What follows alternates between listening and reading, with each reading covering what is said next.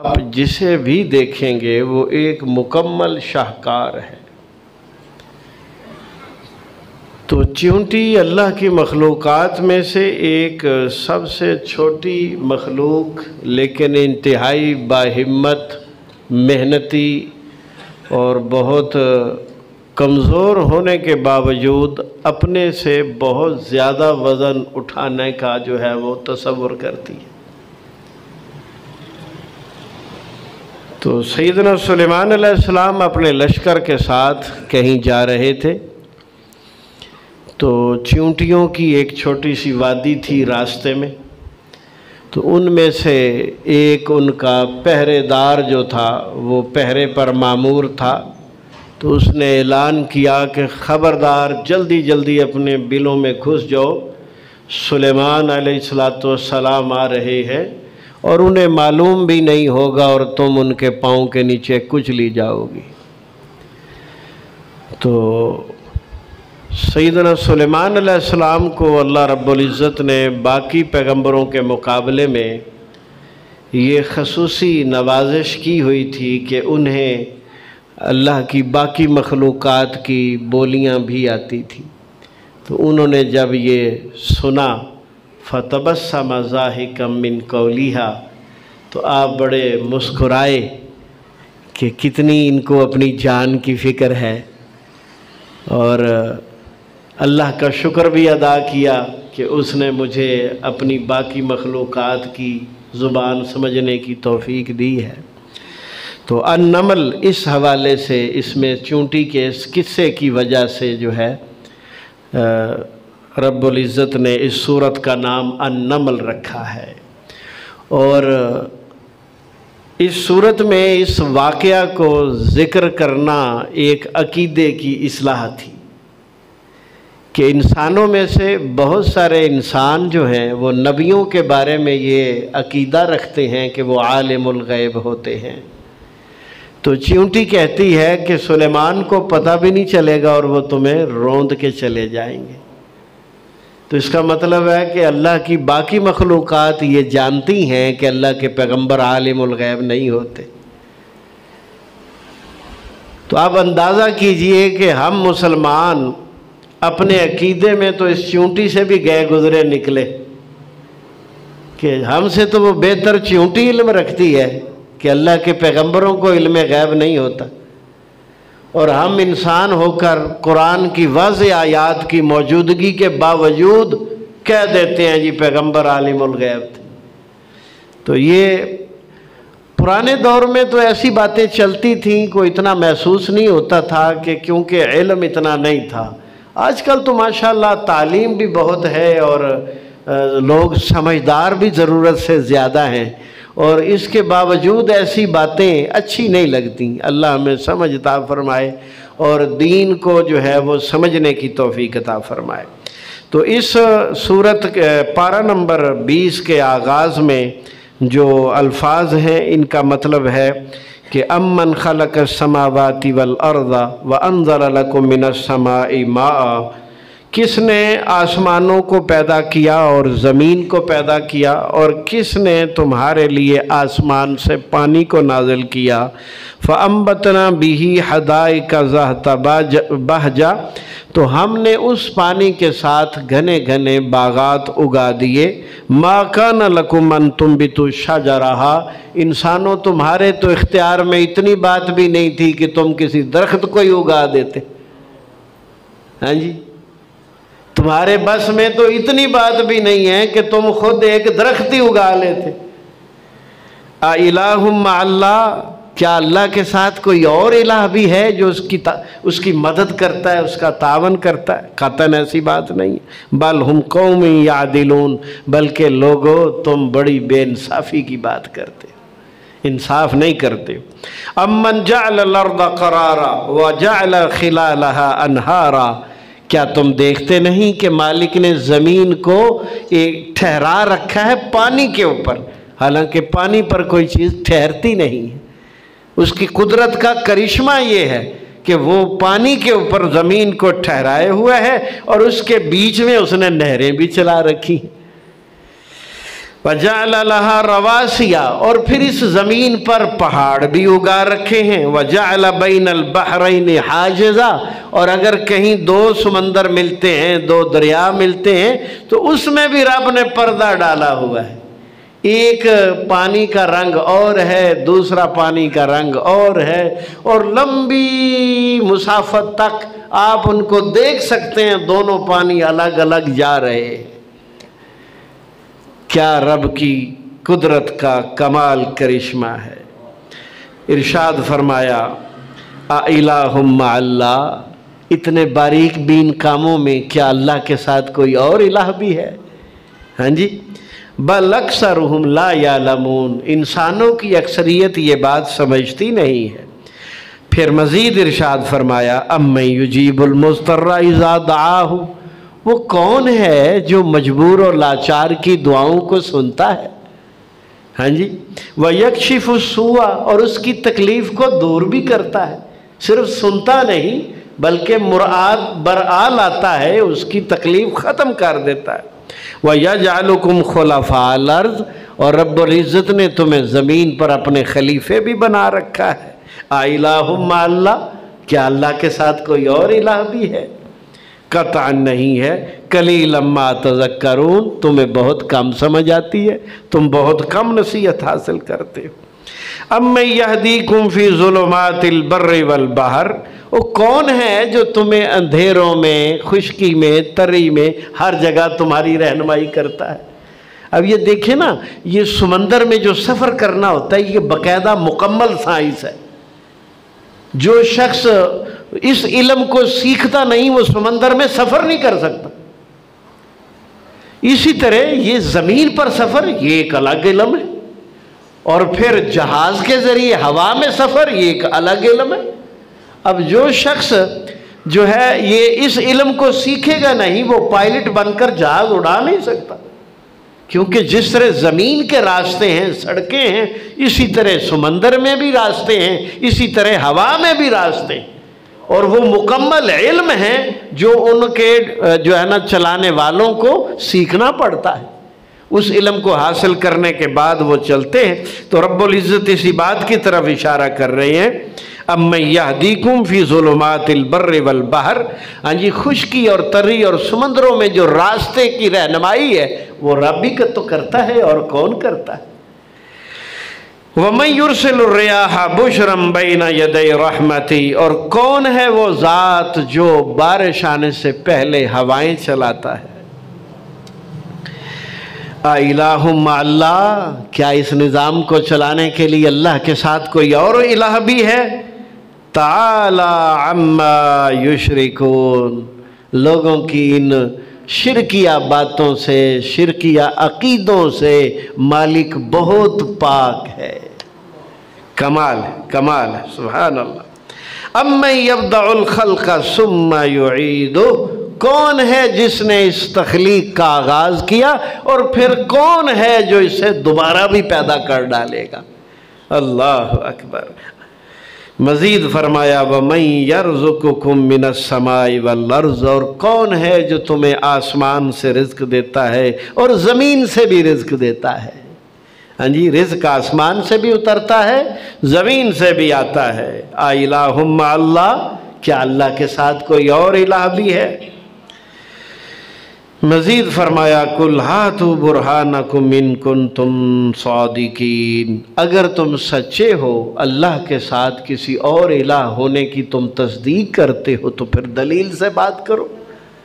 جھوٹی باتیں، بدگمانی والی باتیں، فضول باتیں کر کے لوگوں کے عقیدے تو خراب مت کرو، کوئی دلیل ہے تو دلیل پیش کرو۔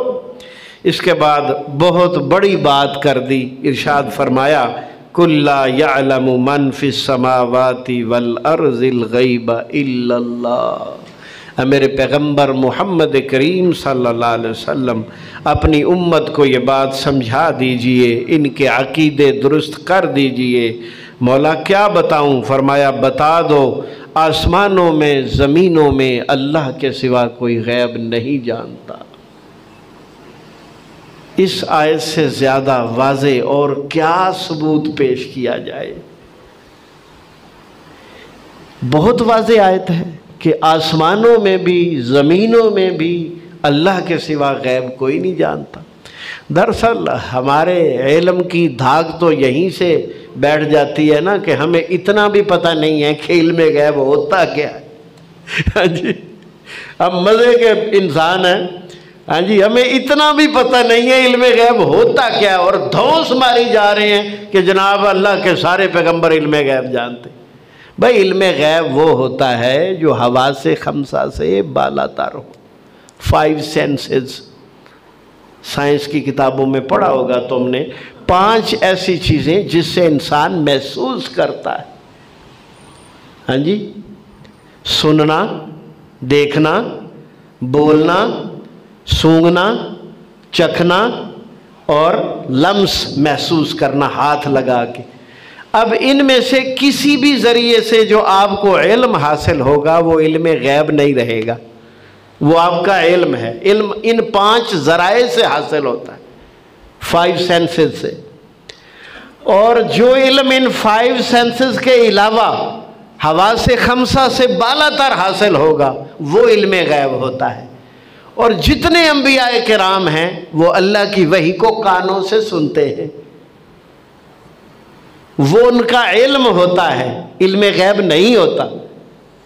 اللہ جو بتا دیتے ہیں وہ علم بن جاتا ہے، وہ علم غیب نہیں رہتا۔